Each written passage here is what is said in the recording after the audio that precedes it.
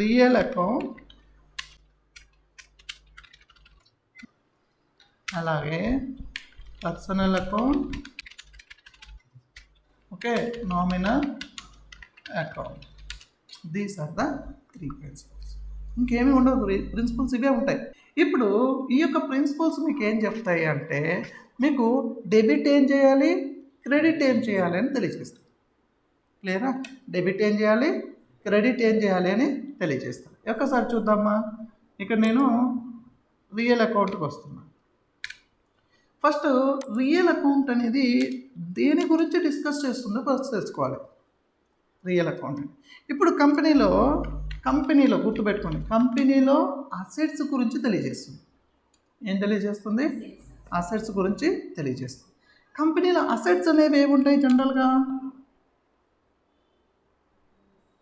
ఒక కంపెనీలో అసెట్స్ అనేది ఏముంటాయి జనరల్గా? బిల్డింగ్ కావచ్చు, ఫర్నిచర్ కావచ్చు, కంప్యూటర్స్ కావచ్చు, ఏసీస్ కావచ్చు, ప్లాంట్ అండ్ మెషినరీ కావచ్చు, ఓకే, వెహికల్స్ కావచ్చు. సో ఇవన్నీ కూడా మనకి అసెట్స్.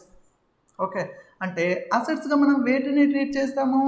మన యొక్క బిజినెస్ యొక్క ఆపరేషన్స్కి మనం ఏవైతే యూజ్ చేస్తామో అవన్నీ కూడా మనకి అసెట్స్గా ట్రీట్ చేస్తాం. అసెట్స్ అంటే మనకి ఇప్పుడు బిల్డింగ్స్ కావచ్చు, బిల్డింగ్స్, ఫర్నిచరు, సో ఎక్స్ట్రా ఇంకేదో రాసుకోండి. ఓకే, ఇక్కడ మనకి వాటిని అన్నిటినీ కూడా మనం అసెట్స్ అని ట్రీట్ చేస్తాం. ఇక్కడ రియల్ అకౌంట్ అనే ప్రిన్సిపల్ మీకు ఏం చెప్తుంది అనేది చూద్దాం ఒకసారి. ఇప్పుడు రియల్ అకౌంట్ మనకి ఏం చెప్తుందంటే, డెబిట్ వాట్ కమ్స్ ఇన్ అని చెప్తున్నాం.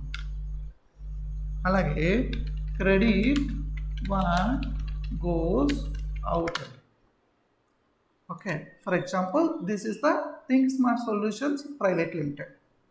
ఇప్పుడు మనకి వాట్ కమ్స్ ఇన్ అంటే ఏంటి? ఇప్పుడు మనం థింక్ స్మార్ట్ సొల్యూషన్స్ కంపెనీ గురించే కదా ట్రీట్ చేస్తున్నాము. ఓకే, దాని యొక్క ఓనర్ ఎవరు? తరుణ్. ఇప్పుడు ఈ యొక్క థింక్ స్మార్ట్ సొల్యూషన్స్లోకి తరుణ్ అయినా డబ్బులు దేని, లేదా మనం ఏదైనా గూడ్స్ ఏదైనా కొన్ని మనకి ఏవైనా అసెట్స్ అనేది, అసెట్స్ గురించే కదా మనకి ఈ ప్రిన్సిపల్ తెలియజేస్తుంది.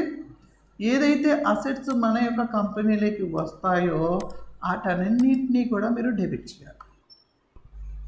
ఓకే, మీకు ఎలాగ వస్తాయి? జనరల్గా ఏదైనా గూడ్స్ పర్చేజ్ చేసి వస్తుంది, లేదా లోన్స్ ఏదైనా అమౌంట్ తీసుకుంటూ వస్తుంది. అలాగే ఏ రూపంలో వస్తుందో మనకు సంబంధం లేదు. మీ యొక్క కంపెనీలోకి అసెట్స్ వస్తున్నాయా, వచ్చేటటువంటి వాటిని ఏం చేయాలి? డెబిట్ చేయాలి. క్లియరా?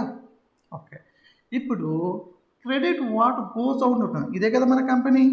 ఈ కంపెనీ నుంచి మనకి ఏవైతే వెళుతున్నాయో ఇక్కడ నుంచి అవన్నీ కూడా మీరు క్రెడిట్ చేయాలి. Okay, debit what comes in, credit what goes out. Clear? ఇది ప్రిన్సిపల్ అర్థమైంది. ఇప్పుడు ప్రిన్సిపల్ని బేస్ చేసుకొని మనం ఒక ట్రాన్సాక్షన్ని ఎలాగ డెబిట్ చేయాలి, క్రెడిట్ చేయాలని చెప్పాను కదా. చూద్దామా మరి ఎలాగ డెబిట్ చేస్తారు, క్రెడిట్ చేస్తారు అనేది. ఓకే, చూద్దాం. ఇప్పుడు గూడ్స్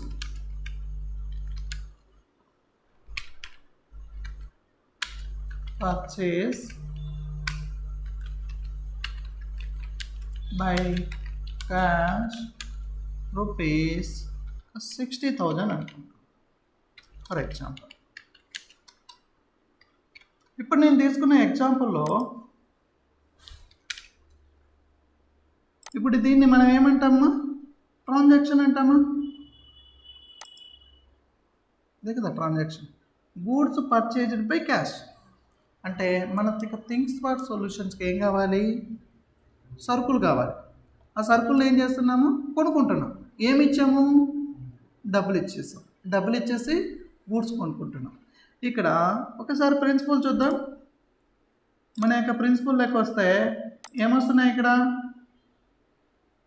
వస్తున్నాయి. ఏమొస్తున్నాయి? గూడ్స్ వస్తున్నాయి. అలాగే మన దగ్గర నుంచి వెళుతున్నాయి. ఏం వెళుతుంది? క్యాష్ వెళ్తుంది. ఇప్పుడు చెప్పండి, మన క్యాష్ వచ్చేటటువంటి గూడ్స్ని మనం డెబిట్ చేస్తాం, వెళ్ళేటటువంటి క్యాష్ని క్రెడిట్ చేస్తాం. క్లియరా? ఇప్పుడు మనం చూద్దాం. ఇక్కడ పర్చేజ్ అకౌంట్ ఓకే, డెబిట్ అంటే డిఆర్ అని రిప్రజెంట్ చేస్తామన్నాం. అలాగే 60,000 to cash account, credit 60,000. Okay, ఇప్పుడు మీకు ఈ ప్రిన్సిపల్ అర్థమైంది కదా. ఇలాగ రాయడానికి మనం జర్నల్ ఎంట్రీస్ అంటాం. జర్నల్ ఎంట్రీస్ చిట్టాపద్దులు అంటారు కదా. సో దాన్ని మనం ఇలాగ రాయడం అంటాం. ఓకే, ఇప్పుడు మనకి 2 అని రాసాను, క్రెడిట్ అని పెట్టలేదంటే మనం ఇలాగ 2 అని రాస్తే దాని క్రెడిట్ అని మీనింగ్ అవ్వం.